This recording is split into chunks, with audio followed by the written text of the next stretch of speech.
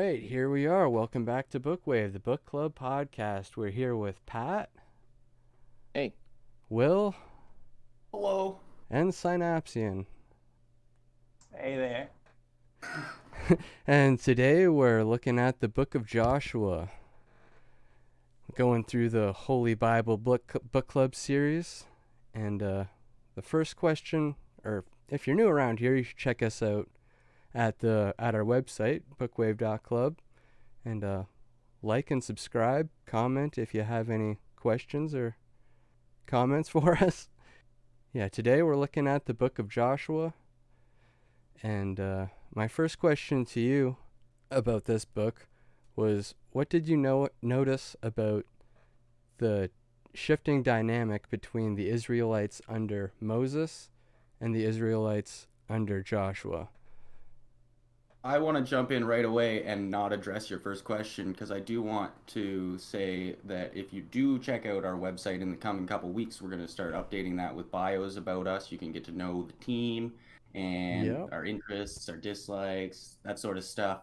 Anything that you do want to see on the website, if you want to comment, message us in the Discord, you know where to find us. But to address your question, I think the biggest difference I saw when the Israelites went to Joshua was a significant lack of sort of confusion and just overall more consistency. Like they had gotten to this place where they stopped complaining and doubting, and it was time. They're in the promised land and they had an agenda and they were doing stuff until they got to Shiloh, just like they said in Genesis. And I think it was very obvious that all the Israelites were sort of gung ho about this. They had gotten out of the wilderness. Joshua was allowed to cross the River Jordan with them, and they were burning and pillaging and villaging. And it was just nice to see, uniformity.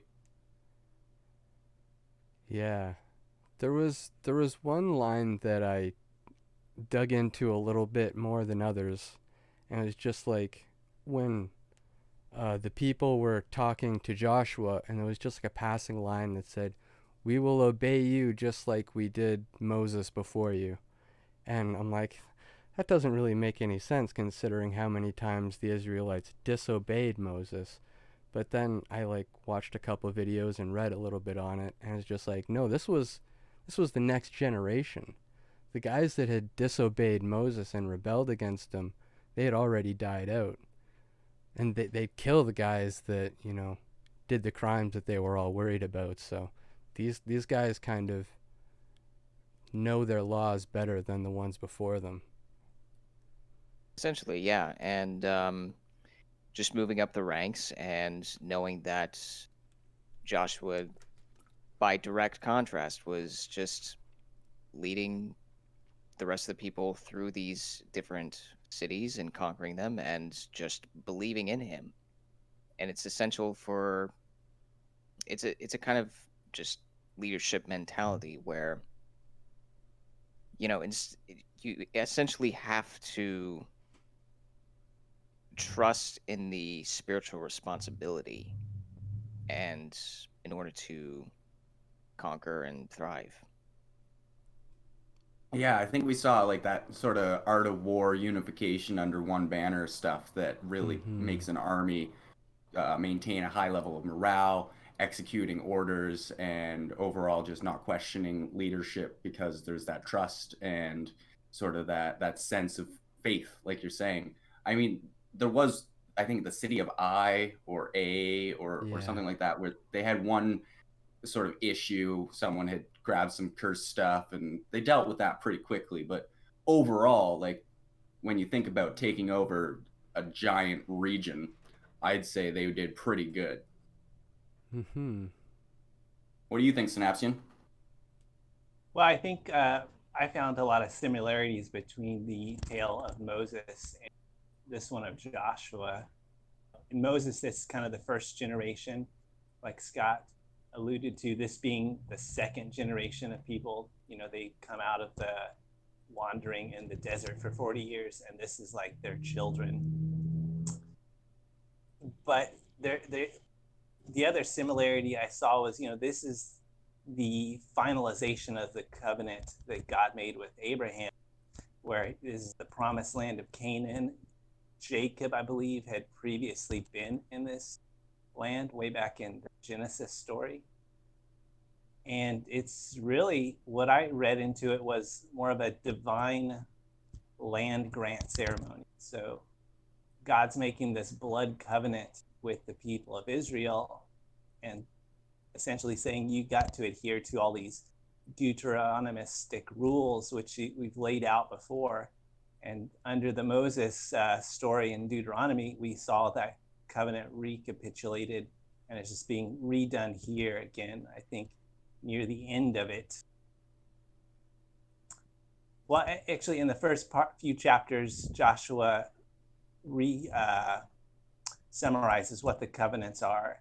And then at the end, I think he says, you guys are not worthy of you're not worthy of God because he's holy, and you guys are going to, be foolish like you were before. So that's the main similarity I saw. The people acting foolish, they're essentially living in a land where there were lots of idols.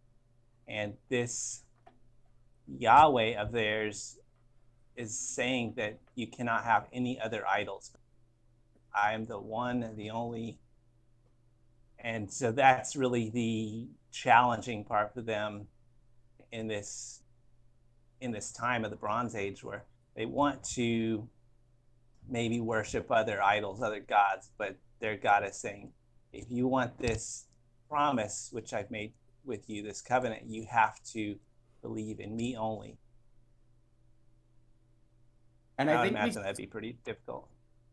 I think we see that sort of fear of, like, internally in the society, that they're afraid that they're gonna falter. And I think, chapter 22, on the West Bank, the 2.5 tribes build this altar and they call it Ed, and everybody on the other side freaks out and they're like, oh great, they've done it again, they're starting to worship idols, and they all go across and they're like, we're gonna kill you now. And they're like, wait, it's just like a witness, we love God, we're not gonna do the things that you're saying we're gonna do, settle down. And they're like, oh, all right, cool, because like you had us worried there.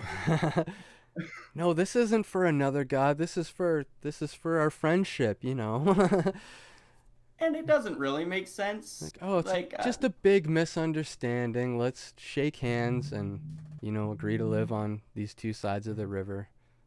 Let's be friendly with each other. I think it's kind of a test of willpower, because they are trying so desperately to follow Joshua and the word of God that over time, when the Israelites are exposed to many different aspects throughout their journey, typically they will find a time where they will again falter, and their own sanity levels tend to decrease. And it's odd too, because this has nothing to do with what you're saying, but I don't know, they recapitulated those like sanctuary cities, and I really want to do more research on that, because it's so important that when they're dividing the land, again, they say, okay, we need a city where if you accidentally kill somebody, you can run to and seek refuge until you're tried in a court before the person that's upset with you kills you. And that's like the way they lay it down. Like it's something they've clearly been doing for a long time, and it's something that has to stay. And I don't really see any sort of etymology to that ceremony of having sanctuary cities. So that's something that hopefully maybe older texts will answer. Is there anything you know about that, Scott? Well, you could make the same comparison to like the abolition of slavery. Like it was just a commonplace thing until, we got rid of it. But until like we got to a point where we were enforcing things with prisons and with executions, they just exiled you're excommunicated from the tribe, so get out of here if you can make your way in another tribe, then, you know, maybe your sins will be forgiven by them, but not by us, kind of thing. I think that's the concept that's really going on there. Right.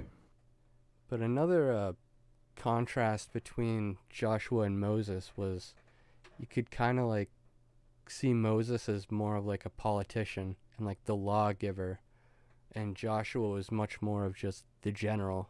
Even during the time of Moses, Joshua was considered like his military hand kind of person. Yeah, and especially with Joshua's sons too. They're like Hmm. captains in a way. And yeah, and you see, like, quite literally, he's, planning ambushes and raising cities and leaving testimonies to the fact that these kings have been destroyed. And as a nation, they've struck fear into the hearts of this entire country, which I think is really interesting at a time when there isn't texting. Like, the only form of communication to get across distances that I know of at that time period is like carrier pigeons.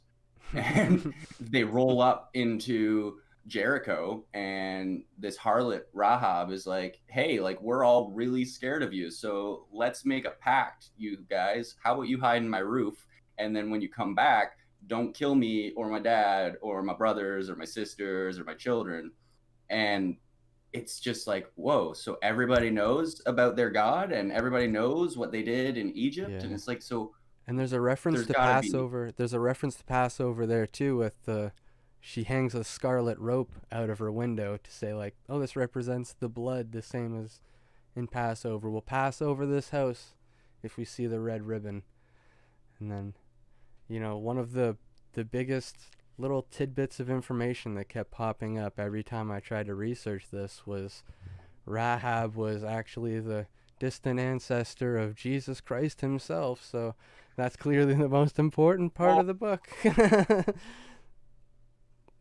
like, come on. Can we just talk about the Old Testament without the lens of it being this prophecy of Jesus Christ? Can we not just look at it as the Old Testament?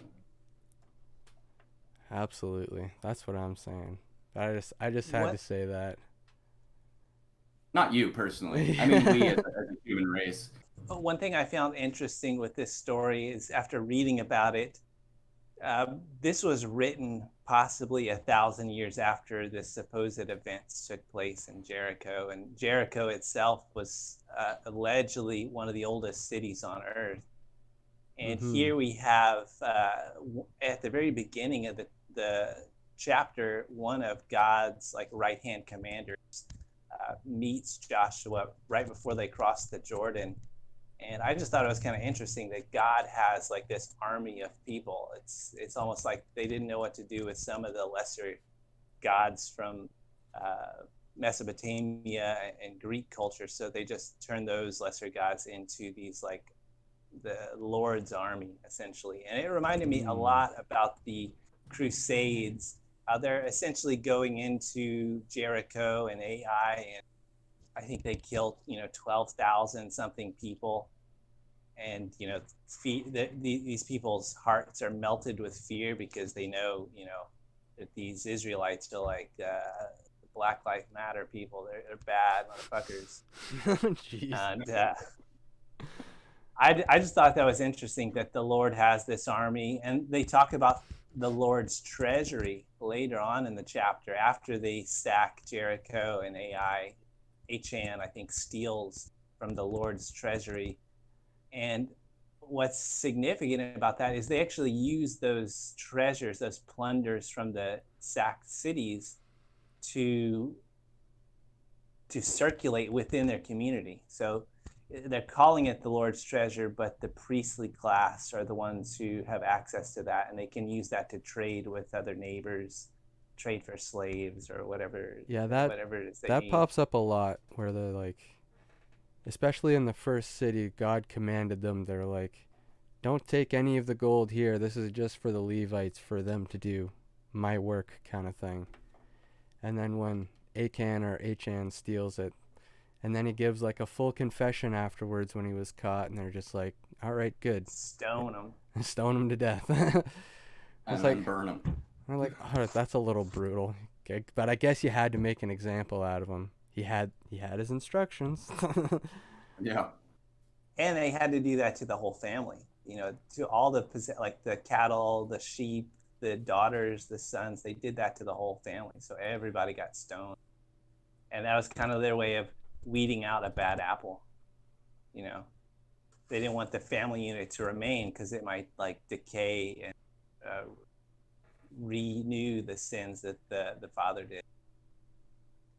Yeah, that It that is was pretty the, severe though, eh? Like they cut down like the whole orchard because of a bad apple, essentially. They're like, okay, yeah, you're all done. We don't even need your cows. This is gonna hurt us more than it hurts you, but that's the point. yeah. That's something though that God or Yahweh has been very it's something common. Like in the very first book in Genesis, all of mankind is basically stoned because of Adam's and his transgression. It's just something that God does. You mess up, every one of your generation after you is to suffer. It's kind of messed up. This whole story of Joshua, really, I viewed it through the lens of they're just trying to show the power of their God I think through the Ark of the Covenant. I think the Adam story can be translated or read a bit differently, because like the word that they use for Adam just literally means man. So it's just like man caused his own problems, so man's got to deal with those problems. It wasn't exactly that one single human that lived at the very start made this mistake, so we all got to live with that mistake. It's like, no, we all make these mistakes all the time at the beginning.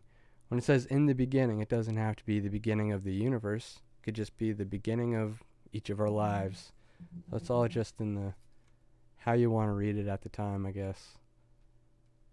I like where you're coming from, Scott, because, and I think post Beyond Good and Evil, this is something that I'm noticing more and more, is that the more we define something, when we say it was specifically Adam that was there who made this mistake, it turns into this thing that is so literal and so pre-imagined that I don't even have any part in this sort of fantasizing of this origin story. And it's like, no, this is exactly what happened.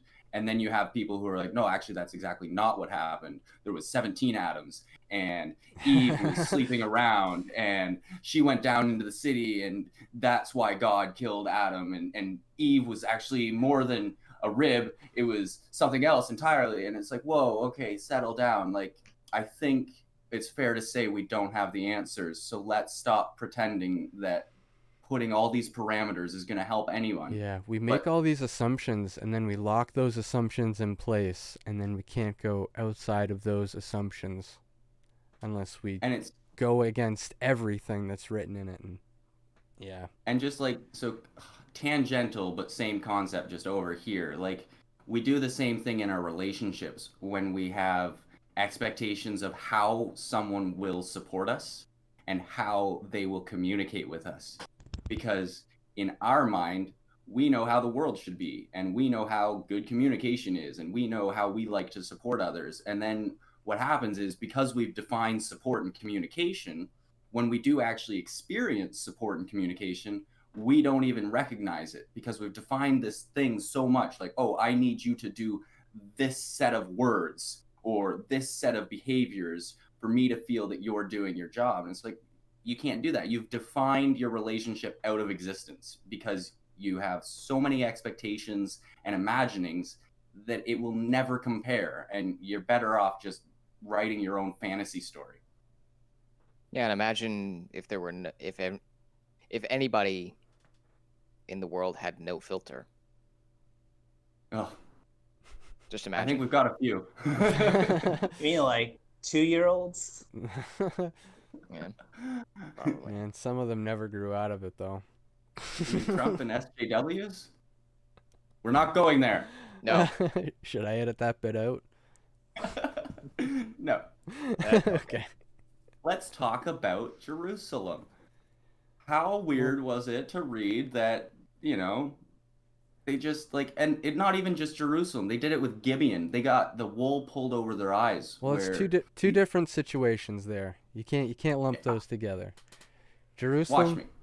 Jerusalem was a city that they weren't able to conquer just yet because they weren't strong enough, and they just had to justify it later by saying, "Oh, God allowed that." With the Gibeonites, they were fooled, and Yahweh just wanted Joshua to kill them all, but they were tricked into thinking that they were a faraway land and they were going to make peace with them. They didn't know they were Canaanites. Joshua made a pact with them without Yahweh knowing about it, and then afterwards, God was mad. He was like, "Why'd you make a deal with those guys I wanted you to kill? But now you got to live with your mistake because you're a man. You're an Adam. You're an Adam. You have to live with your mistakes. You made an agreement with them. You have to let them live in your city." The Hivites of Gibeon have a place in the promised land now because of what you did, Joshua. Well, it's just wacky because, like, I can blame Moses and the pre-generation as well for the Jerusalem incident, right? Like, you literally left all your warriors in the wilderness for 40 years until they died, and then you strolled up with apparently 40,000 warriors. Like, when we were in Exodus, there was 2.5 million. And now I find out that there's 40,000 going into the land of Canaan, and they're like, "Oh yeah, we couldn't conquer Jerusalem, so they just live with us." And it's like, oops. Like, really? I think the actual conquering of Jerusalem happens later, and then like the tribes split up. I don't know. I haven't read it yet, to be honest.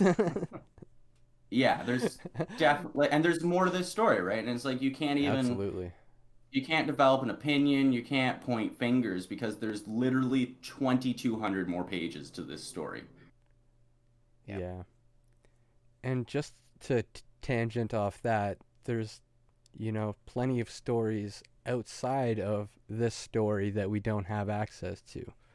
Like the fabled Book of Jasher that is mentioned throughout the Bible, but the first reference is in the Book of Joshua when he's talking about the part where the sun freezes in the sky, and there's a part where it's like, "Is it not written in the Book of Jasher that this would happen?" And I did some research on that, and basically we don't have the Book of Jasher, but they've published 2 versions of the Book of Jasher, which happened in like, one was created in like the 12th to 15th century, and one was published in like the 1800s, something like that, and they're all just trying to say like, "This is what really happened. I translated this from the Hebrew manuscript itself," but then it's like got accused of being a fabrication, and I don't know for sure, but That's really And weird. it's I another guess interesting thing happens at that same point, though, right? Like when he freezes the sun in the sky, that's when they're Yeah. going to defend Gibeon, which is this group of people that are Canaanites that are now being fought by another group of Canaanites because they've allied with the Israelites. And we have the kings of Jerusalem, Hebron, Jarmuth. I'm butchering all these names, sue me. Lachish, and Eglon. And they come and they're like, "Sorry, you're partners with Israel. We have to completely destroy you now, even though 20 minutes ago we were brothers. It's over now." And there's all this infighting, and it's like, so what are you gonna do? Yeah. It's a divine land grants, from Yahweh. So there's going to be people who are pissed off their land is given away at the edge of a sword. Can you imagine? Yeah, the equivalent Like would be your landlord coming to you and saying, "Hey, your house belongs to that guy now." Like, "Oh, who told me?" Like, this is the first I'm hearing of it. Yeah, or like growing up in some sort of area with really low income apartment buildings, and some guy decides that he wants to build a highway right through your entire town, and so he hires a whole bunch of guys to sneak into your apartment and burn them to the ground to completely devalue the property so they can be demolished and then put in a superhighway. Yeah. Detroit. Ridiculous. It's kind of like a, oh shit, what's it called? Hitchhiker's Guide to the Galaxy. Yeah. That's great. Like, we just, from 1000 BCE to now, we have been doing and telling the same stories. Yeah, What the man. heck's going on? Well, Will, you brought something up, and I don't want to just glaze over it, but you said the sun and moon stood still. Is that correct? Yeah. And I just think we should focus just for a second on, some of the completely bizarre things that happened in this book, like the River Jordan being parted, just like the Red Sea with Moses. Yep. The sun and moon staying still for 24 hours. I think that's about what they indicated. Well, it was a whole day, it said. It said about a whole day. So I don't know if And that's... there's like lots of hail as well, right? Yeah, it's hard to say if that's day as like the normal time the sun would be out, or day as a 24-hour cycle. So we don't really know what they're referring to there. And some people have attributed that to like an eclipse, like an annular eclipse that happened in 1200 BCE. But like, how can you... Eclipses don't like hold the sun or moon still. It also said it's never happened before and it's never happened since. So eclipses happen all the time, and they would have been familiar with eclipses. Mm-hmm. Thank you, Scott, for bringing that up. Yeah, so Joshua asked God to still the sun and moon, and it says never since then has God ever listened to man again. So that was like the last thing God did for us, as far as like showing his might and force. Because this story is all about like the force of their God. They have this magical Ark of the Covenant, which I think I've read something where they like cut their hand or cut an animal and squeeze blood onto this thing. So it's essentially like a blood sacrifice tool. And that's what appeases their God. Right. That's wild. There's weird. Then Jesus came along. Then Jesus came along and retconned the whole thing. Said, no, God helps you all the time. What are you talking about? Well, okay. Okay. If you say so, Jesus. Move on to the next book. So I think another important aspect of this book is the renewal of the covenant.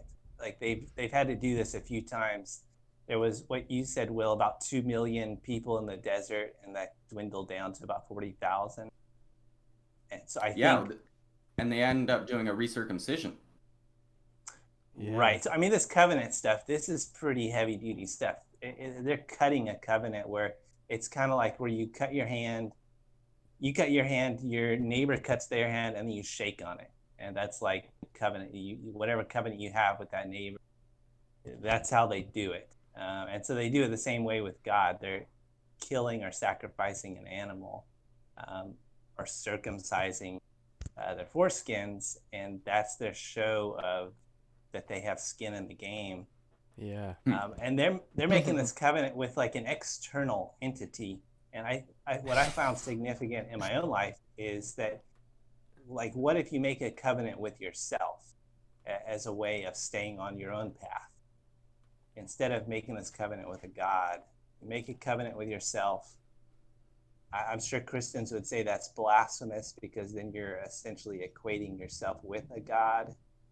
I don't know. I wouldn't necessarily say that's the case, because you're just essentially making an oath to yourself.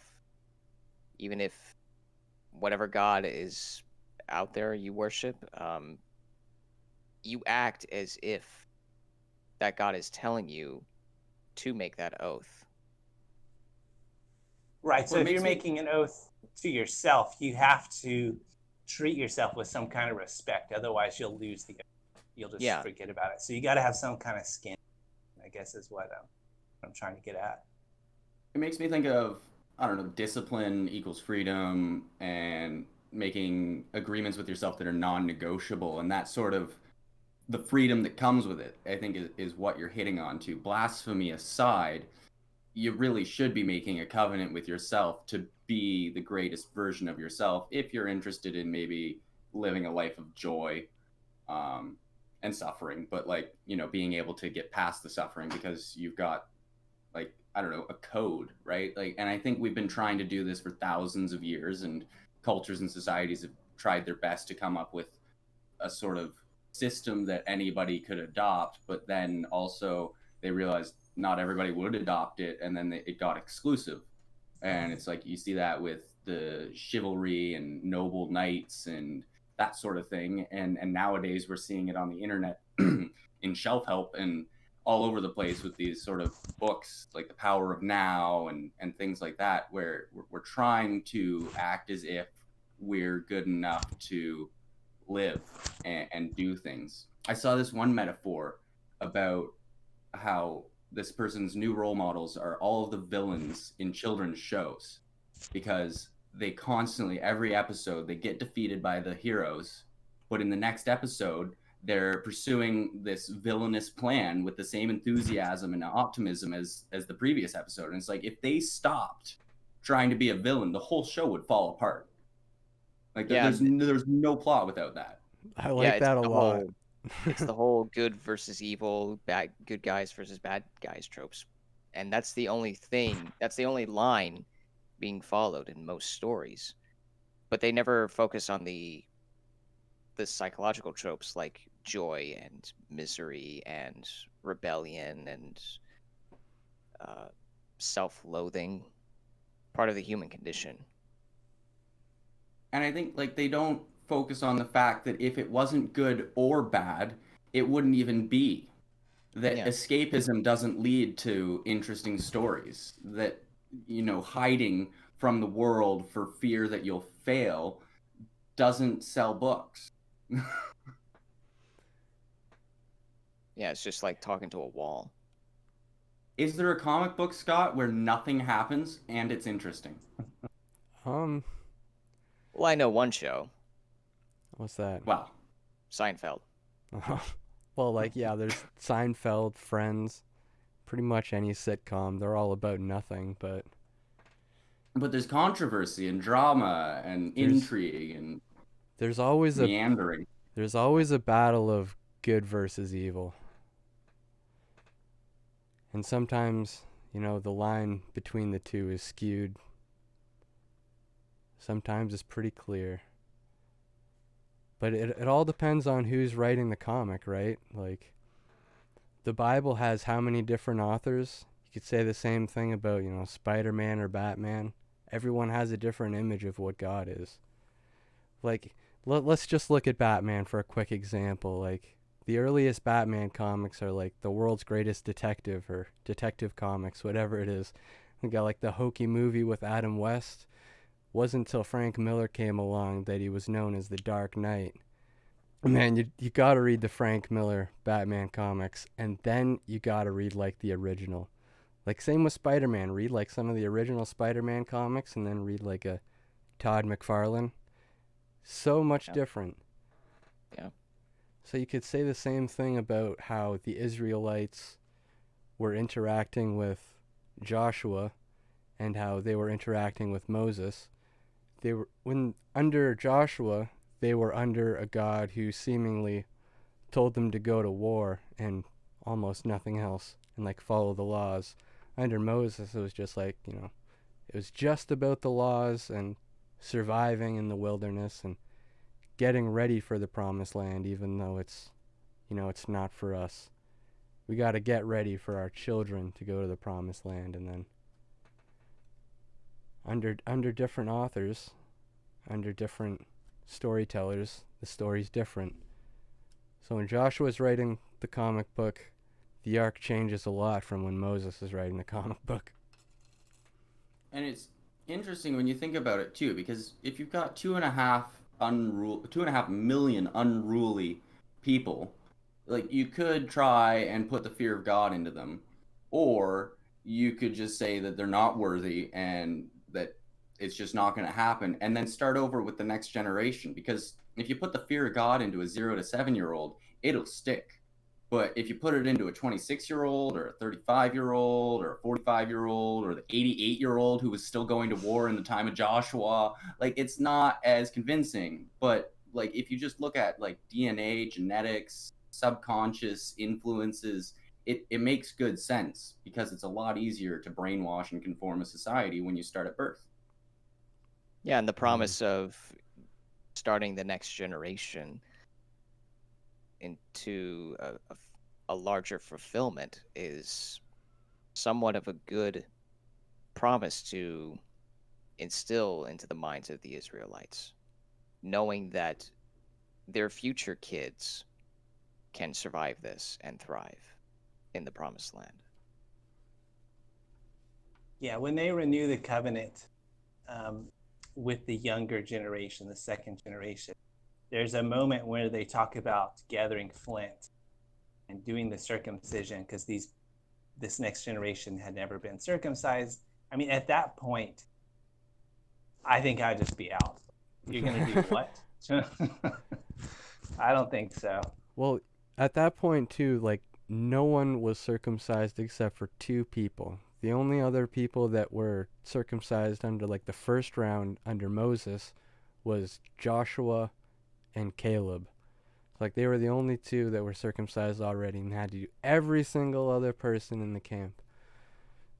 So it must have taken a long time. And did anybody else have the translation in their book, The Hill of Foreskins? No. Yep. Glad I didn't. Yep. Tell us about the Hill of Foreskins. I'd rather not.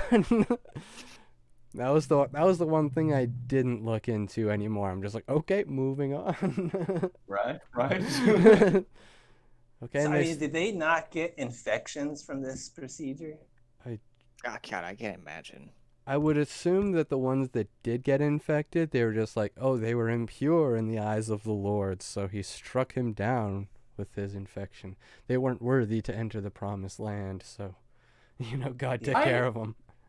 I don't know. Like, these people knew that bats were bad, and they knew that fire was purifying, and if they're gathering flint, like, it doesn't take much to make a clean cut. You burn the blade, heat it up, and then they specifically say they gave them time to heal, and I mean, just an incy bit of wound care will go a very long way. I'm worried about cross-contamination a bit too. Like, oh, let's just give it a quick wash and go again. Don't worry, the water's holy. The water's holy. You're good. Yeah, line them up, boys. Running down this line of 40,000 men. Oh. You don't have a bit of rubbing alcohol for me or something?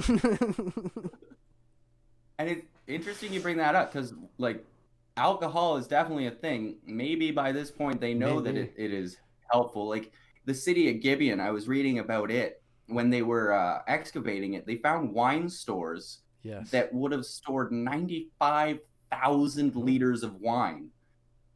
Like, so these people knew about alcohol. Yeah. I have faith that hopefully, if at least by the last 10,000 you figured out a good system of how to deal with it. Like, I don't know, it was probably really ugly. Well, it's kind of funny with the Gibeonites. God turned them into woodcutters, essentially water boys for the home team. Yeah. I think it was in chapter 9. It's like, and you Gibeonites will always be the water boy for Israel. Yeah, which really sucks, because when you look at, like, just doing a little bit of reading up, it seemed like Gibeon was a pretty happening city. I don't know which came first, the Israelites or the happening, but either way, it's upsetting to get the demotion.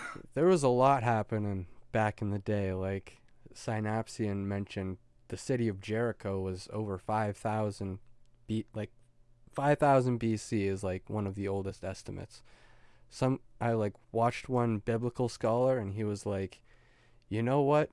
I believe the city of Jericho is as old as 8,000 BC. I'm like, you're just making up numbers at this point, but but like it's cities literally piled on top of cities. So like when Jericho fell, they just burned it all down and then built more on top. So, to tear down the walls with 7 trumpets, I think there was a little bit more to it. There's Isaac Asimov talks about how Joshua being such a military genius, it wouldn't have taken much just to take your guys marching around the city every day, silently, just as a distraction, while the other half of your tribe is undermining the walls, just digging underneath, so it would collapse on the 7th day when you could all blow the trumpets at once. And like, oh, the whole process was complete. We can just watch your city fall now. There's literally nothing supporting them. All we had to do was dig a hole sideways, and your city fell down. You were focused on the guys walking around the city for 7 days. Speaking of which, Yeah, when are we gonna? I'm sorry. Go ahead, Synapsin.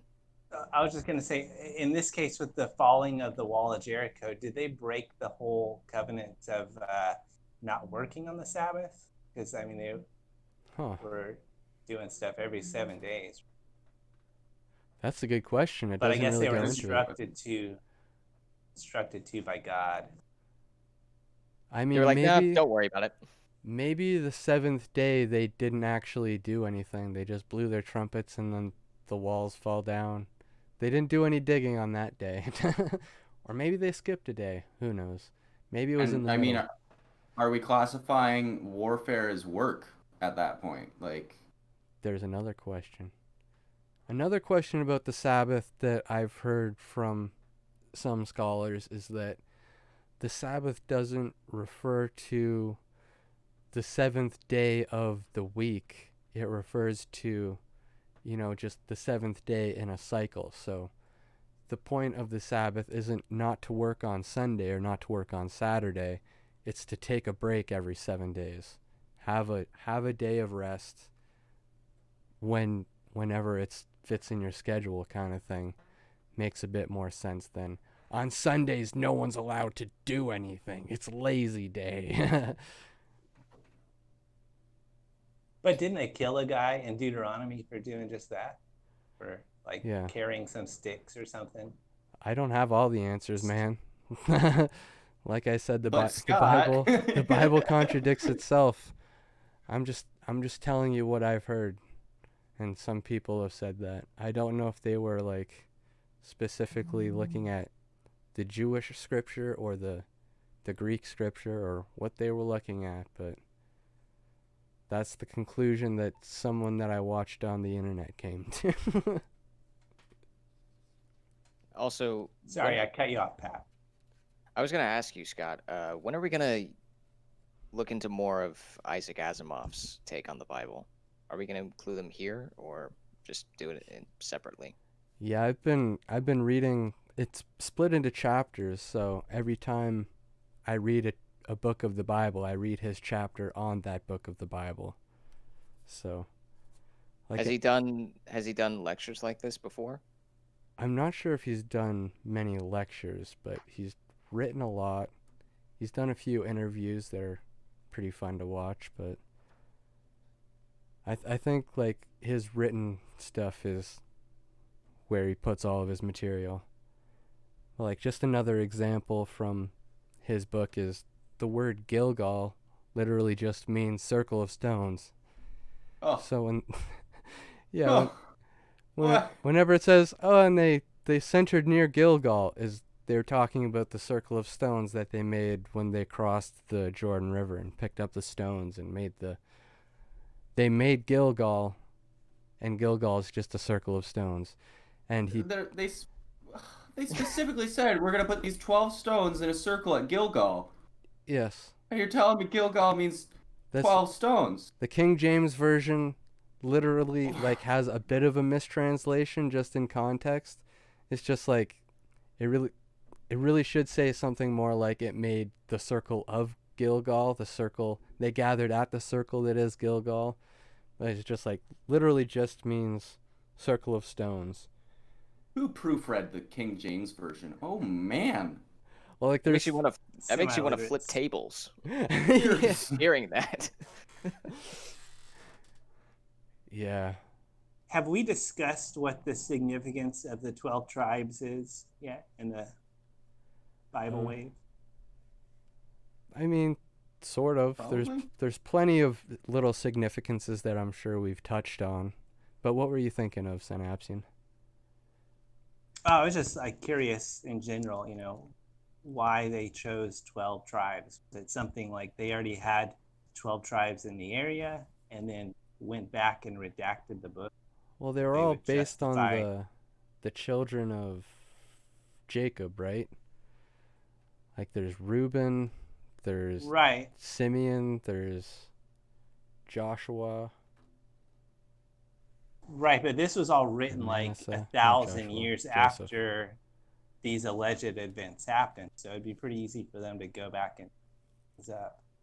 Yeah, when Asimov writes about that, he just straight up says that all of the names of Jacob's children are just eponyms for the tribes that came out of Israel. So it's just at one point, like there was a migration out of Ur of the Chaldees, which was like represented as Abraham. Maybe Abraham was like their patriarch. Maybe he was the guy that led them. But when the Bible writes about Abraham leaving Ur, it's just like he went on his own solo journey with his immediate family. I'm not quite sure. But yeah. But yeah, it's To pick up on that point, I noticed that the writer of the Book of Joshua kind of does a throwback to Abram, because he puts like some kind of stone under an oak tree, and way back in Genesis, before Abram, he like sat under an oak tree as part of his long. Anyway, I thought that was interesting. so like just to recapitulate, Jacob's 12 sons in order of birth were Reuben, Simeon, Levi, Judah, Dan, Naphtali, Gad, Asher, Issachar, Zebulun, Joseph, and Benjamin. And then there was the exception of Joseph. He didn't become an ancestor of a tribe because his Yeah. two sons, Manasseh and Ephraim, were adopted by Jacob, and they became the tribal eponyms. Eponyms? How do you pronounce that, Scott? Eponym. Eponyms that you were talking about. Yeah. But it's a chicken or the egg situation again, probably. Yeah. Like what can we really say? Was there really a guy named Jacob, or was there, just a tribe that called themselves the Jacobites that wandered around and became the Israelites afterwards when they incorporated all of the other tribes? It all Brief gets pause. messy. Say goodbye to Synapsian. He's got to run away. Thanks for joining us. Thank I you. gotta go, guys. Good discussion, guys. Check y'all next time. See ya. All right. God bless. May the force be with you. Or equal to mass times acceleration. Yeah, that too. All right, where were we? The death of Joshua. Right. Synapsian leaves, and we just have to talk about death. About where we got to, right? Like, the Book of Joshua, in summary, is the first campaign into the land of Canaan and then the division of said lands. And I think the biggest takeaway for me from Joshua is that while it's informative, it's not enough to base any opinions on. And so that I've been saying this the whole Bible journey is like, yeah, I'll be the first one to make an opinion about something, but I'll also be the first one to contradict myself. And maybe eventually I'll get to a place where I have a strong opinion that I'm comfortable like standing on and dying on that hill, but I don't see that happening for many thousands of pages. It's gonna take a while. I mean, we got a lot of books to read. Yeah. Well, what did you guys think of the one moment that Joshua had? It was like, I've seen it referenced as his burning bush moment, where he like sees a soldier on the other side of the river, and he says, "Are you with us or against us?" And he was just like, "No, I am in the army of the Lord. Yeah, Synapsian brought that up earlier, and it was one of those things that it just kind of popped up, and it's like, oh, okay, so God's got like what, Yeah. an archangel that he sent down to fight, and we're just skimming over that. Like we don't even go back to it throughout the whole book. Yeah, I or at all. I look at that as like this weird inconsistent blip where they're just like, oh Yeah. yeah, there was angels, throw that in there, like Yeah. quick. It's just like a tiny little artifact. I mean, we're talking about comic books before and how different writers pick up different, titles or whatever of books that are being written. And some people will always have to make references to the stuff that happens in like previous volumes. So all the comic book nerds will be like, "Ah, he read the actual original run. Good for him. He knows the superheroes." So like it's just like there's a line in the when he's talking to him and we just says the angel or whatever it is says take off your feet or take off your shoes, your feet are on holy ground. It's just like the exact same wording that the burning bush used against Moses. That's why it was called like the burning bush moment. So it was like, I feel like I could spend an entire weekend going down that rabbit hole and trying to figure out what the heck that's all about. But like in my gut, it just feels like this sort of post edit where you know where the story's going and you're making this sort of you it seems fabricated. yeah, It seems like a fabricated thing. It's too perfect. It doesn't actually tie into anything that's going on. And I think 1,000 years later, if you've got this book that's got all these references to these things and you put them in there, it makes it a lot easier to tell a story that has to do with that stuff, even though yeah. it isn't really deep seated. Exactly the problem of like a lot of modern comic book runs because it's become their job to implant the Easter eggs. So like when you're going through scripture, the deeper you go in, it's just like how much of this is just coming out of the guy's mind? How much of this is real pure philosophy, just raw, and how much of it is I got to write this bit in to please everyone so they get the connection. Well, it's interesting that because you're talking through the lens of comic books, but like I grew up with video games, and I think World of Warcraft did it the best, where they had this entire world with quests and content and names, and they were able to just reference everything that has ever existed. I remember the first time I walked into the Undercity, and the bankers were like the Montagues and the Capulets, and I'd already read Romeo and Juliet, and I was like, "Ah, blah, blah, blah." I was all excited about it. And it's like it doesn't mean anything. It doesn't signify anything, but for someone who's read the thing that's being referenced, it inspires this sort of joyous moment where it's like I'm inside the loop. And now being in the position where it's like I want to make video games, what stuff should I reference? It's not even a question of am I going to make references to things or am I not? It's I'm a person who's lived an experience and I want to share that experience through reference to the things that got me to here. And if people Mm-hmm. get it and it resonates with them, then that's great. And if they don't, that's fine because the references aren't the point, but they're so intrinsic that it's this weird sort of sharing experience we do. And I just I don't fully grasp it. You write what you know, bit by bit, just like laying down bricks that right after somebody else has laid down a brick. Yeah, it's crazy. We are all upon the backs of our ancestors reaching higher. On the shoulders of giants, you could say. Thought we killed them all? Well, that's just the thing. Yeah. We're on the shoulders of the giants that we've murdered. I mean, if you listen to or if you read the Put that on prose, a kindergarten poster. if you read the prosetta, Earth is literally made out of the corpse of a frost giant. So, I think there's a lot more to that saying than first comes to mind. Because Yeah. we talked about the Nephilim and how it could be translated as like the heroes of a forgotten age. And like we could say we're on the shoulders of giants, we're on the shoulders of heroes of a forgotten age, and we don't really know how we got here. Yeah.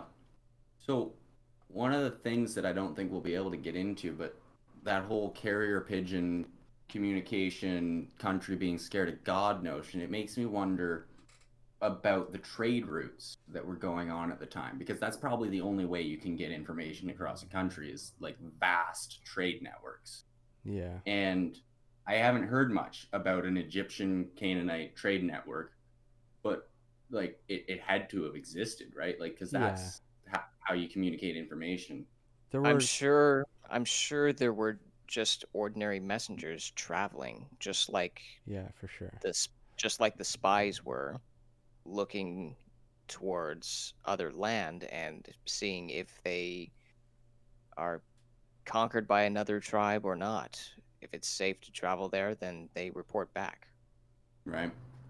Yeah, there's Yeah, I guess definitely that's the lots whole of notion. there's definitely lots of evidence of trade routes between like most of the lands in Canaan to like Mesopotamia and a little bit further east, but like it's hard to get into it because this is like the collapse of the Bronze Age is happening at the same time, and this is when all the trade routes start to pretty much go under, when all the tribes are taken out by the Sea Peoples. No one agrees on where the Sea Peoples are from, but they came in and wiped everything out. And then the Israelites came in afterwards from the aftermath, and they're like, well, we'll settle our tribes here. So, like, when it presents Joshua as this great conqueror who conquered all these lands with the edge of his sword, he's really just cleaning up the mess, if you think about it. Because Canaan took the biggest brunt of the Sea Peoples, because they just ran straight in there from the Mediterranean, and they weren't stopped until the Egyptians were able to, make them, like, corner them in Philistine, basically. Right. Be good to get information on that. I'd like to know more about these sea people you speak of. Yeah, so would I. There's not a lot of information. Some say they come from Crete. Some people say they come from, like, Greece, or some people say they come from Italy or the islands further off of Italy. Like, it's really, like, everyone disagrees. I've heard it all. Even aliens. Right. Aliens. Ancient aliens. Yeah. Man, I'll be honest with you. I used to be right into that ancient alien stuff. Right up until I watched a documentary called Ancient Aliens Debunked. Simple Sounds enough. about right. Yeah. Well, before we digress into talks of alien conspiracy theories, is there any other major aspects of Joshua you feel we've overlooked and would like to dissect or analyze or speculate on? We kind of went through Joshua's death. It's kind of a little bit. Do you want to go in a little bit further into that, or just leave it as it is? He was old. He was 110. He was 110 years old. And I actually saw one biblical, speech where this guy made a big deal about Joshua being the same age as Moses when he died. I'm like, no, that's not right. That's not true. It was the same guy that said 8,000 BC for the fall of Jericho, or the start of Jericho, rather. How old was Moses when he died? 120. Right. So this guy said, like, not only was Moses 120, but Joshua was 120. Then he made a big deal about how the Bible overlaps and how similar they were. I'm like, maybe there's something to the symbology that they didn't die at the same age. Maybe Moses was worth 10 more years. It's strange. It's very strange. Yeah, there's also a case to be made. They all probably died in their 60s. Yeah, there's also a case to be made that ever since Genesis, all of the ages in the Bible go down gradually at different rates. Yeah. Like ever since Methuselah being the oldest guy, no one's lived as long as him, and then it just goes 800, 700, 600, 120. Yeah, 120, 110. Oh yeah, now 40, it's 48. Yeah. yeah. Very young age. My father makes the argument when he's talking about, or when the Bible's talking about the ages of like Noah and those such that were living for hundreds of years. He says, no, this is an interpretation issue. It's actually the family that generationally the name Noah lasted hundreds of years through his lineage. I was like, Yeah. that kind of makes a lot more sense than a man being 700 years old. Yeah, it's But just an again, it's just an eponym for the tribe. They've made Yeah. the same thing about the ancient kings of Sumer, like reigning for thousands of years. Like, oh, this king was on the throne for 5,000 years. Whereas just like, Yeah. no, that actually that dynasty, like the pharaohs in Egypt were using the exact same system. They just used a different word, or it ended up translating to a different word, so we understand them differently. Well, it's like you just name your son the heir to the throne the exact same name as you, and like Yeah. 200 years ago you couldn't write a story about a town without people thinking it was always true and slanderous of the town. Like imagine 3,000, 4,000 years ago you've got someone named Bob ruling and his son's Bob, and Bob's still ruling 50 years later. Nobody's paying attention. And then they're like, oh yeah, Bob ruled for 5,000 years. Like, no, he didn't.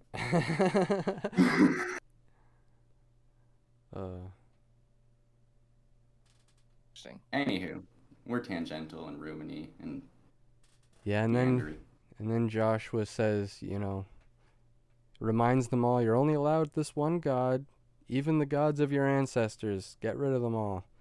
Because, we all know what happened to those guys. Let's behave ourselves. And then he died. Yeah. I think that's pretty much going to go on for the next few books, I believe. Yeah, there's a couple deaths in this one. Mm-hmm. But yeah, I was gonna say something like, when was it that we stopped admiring our conquerors? Because like, you think of Alexander the Great, you think of Julius Caesar, you think of Joshua, you're like, oh, these great warriors. Sun Tzu, you think of like Genghis Khan, anybody, were like, these guys were incredible, their impact on the world. But then you get to 70 years ago. Yeah, then you get to Napoleon. Oh, well, he's a little questionable. What about, Big Adolf? You can't talk about That's when him. it happened. You can't That's talk when about it him. happened. Yeah, but what was it that made us all wake up to the fact that trying to take over the world is actually evil rather than, a just cause like it's portrayed in the Crusades? Newspapers? I think it's just liberal attitudes? Yeah. 100p. Maybe that's my story and I'm sticking to it. Maybe that means that it's just people that don't experience war analyzing war. Yeah. And not understanding 100%. it. Yeah, They don't get just how awful it is, and we don't. And I'm analyzing those that don't get it, and I probably don't get it. And I think Napoleon was respected up until like even 30 years ago, right? Like, but things have just been escalating so quick, and I mean, Adolf didn't help matters much, but like right now, what we're experiencing is this sort of rewriting of history and saying, no, we don't like how the pieces settled. We're going to pick them up and we're going to put them where we think they ought to have gone. And it's like what makes you judge, jury, and executioner of the past 100 years of history, but not the past 10,000? And why is it okay to start redrawing the lines based on just 2 centuries of domination or 4 centuries of domination? I don't know. It seems short-sighted and ignorant. It's revisionism. Yeah. And also, to go on about conquering the world, I guess some people would say that conquering the world is a bit of attractive. It's that power game. Well, power game. Nietzsche would say that. Yeah. It's all about the attraction of conquering and winning. And I think that there's still some conquering that needs doing. Like, clearly, the lines aren't where they ought to be. Like, if you look at Canada, I was watching Jim Gaffigan's new comedy show last night, and he's talking about how when they were making the map of Canada, it looks like someone fell asleep after they got to Quebec. Because the East Coast, it's like you've got provinces, and they're like this big. And then there's like Quebec, Ontario, Manitoba, Saskatchewan, Alberta, British Columbia, and then the Northwest Territories. And it's like you didn't name it. You didn't straight even turn it into... line.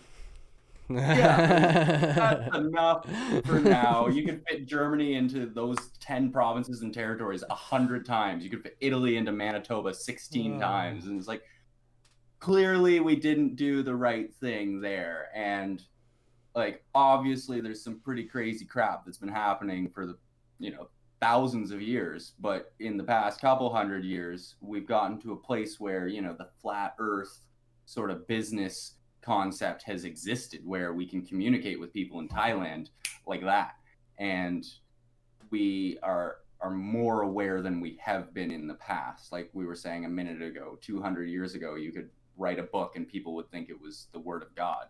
Nowadays, we're a bit more skeptic, and I think that there's a very fine line that needs to be walked, because there is certainly a disparity of opportunity and equity and equality, and it should be on all of us to fix that. But the problem is when we choose one place to start, that one place feels like they're on trial, and they say, but what about them? And it's like, no, they're all wrong, and we need to do something better. But that's just so high up there that you can't deal with that in anger. Anger will not bring it down to earth. That much I can tell you for sure. I guess It's it all like- depends on. I guess it all depends on the value.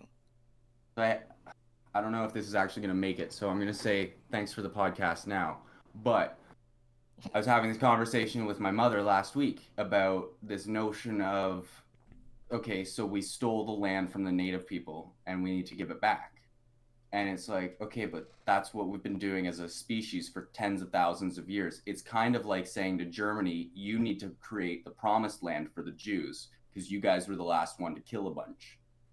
And it's like, I mean, they do need a promised land, probably. I mean, how far do you go back to get the right lines for your map? I mean, Exactly. Germany as a country is younger than Canada. Like, do you know the history of the Holy Roman Empire? There was like 1 million little city-states all packed into this one, like, collection that was neither holy nor Roman nor an empire. Yeah. And we've got, it's all over the world still. And that's the problem, is we have autonomous regions. And there are people that feel like their history and their truth and their reality is better than everybody else's. And it's like, we've all collectively made mistakes. Some of us have made a stark amount more than other people, but we're all going to have to be compassionate if we want to get to a place where it's going to work for everyone. And it's going to require compromise, and it's going to require sacrifice. And it probably won't require cutting anyone's head off. Well, I'm sure the Book of Judges will tell us about that. Maybe. Which is the next book we're going to read. Yeah. I almost feel like from what we're saying here that, when we started to define war as something that was evil was around the same time we discovered or tried to define what was beyond good and evil, with modern Enlightenment philosophy kind of ideas. Well, exactly. Like philosophy, Cross-referenced with, scripture and mythology. like if you look at sort of the life cycle of even psychology in the past 200 years, and then line that up with the colonization of Africa, you start to realize, like, oh crap, those two things are going in opposite directions. Like, we should have put the brakes on colonialization if we wanted to start looking at the mind and what it means to be good. because Yeah. we screwed up Africa like 130 years ago. Like, oh my God. Basically just used it as a war field between the French, the English, the Germans, whoever wanted to fight over it. Well, it's crazy when like the three of us could talk about France and their surrenders and their ability to, suck hard at war. But if Africa told us about France, it would be a completely different story. And it's a story that I wasn't told in school. Yeah. And that's a problem, guys. That's a Yeah. big problem. I was watching a couple YouTube videos about this one like African king who idolized King Louis and idolized Napoleon, and he had like this huge ceremony and completely ruined this one African country's economy. Had this throne made for himself, had this huge ceremony that mirrored Napoleon's ceremony when he became king. Like, it's pretty crazy. Like, they take the French seriously. Right. Like, Yeah.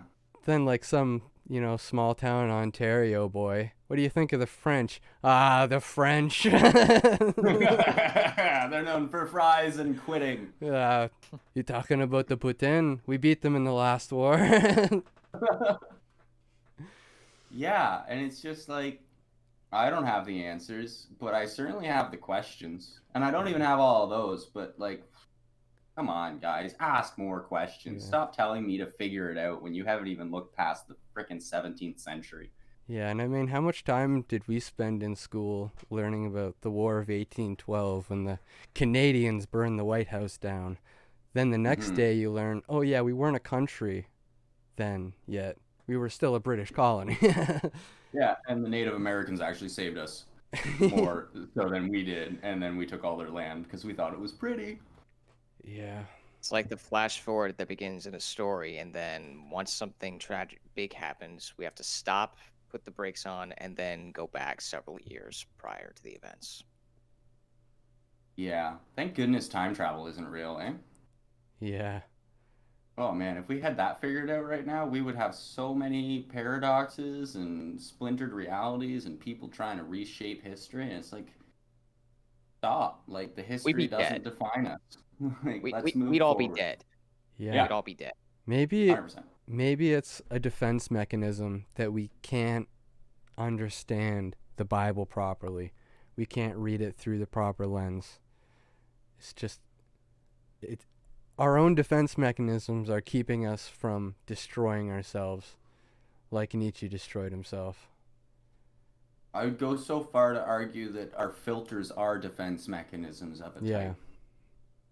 And I think that that's not necessarily bad or good. I think it's probably beyond good and evil. Ah. I think it's just a That's- fact. I think that's 2 puns we made throughout this recording. Yeah, that's not bad. We could get those numbers up higher. Yeah, we can. Those are Ricky numbers.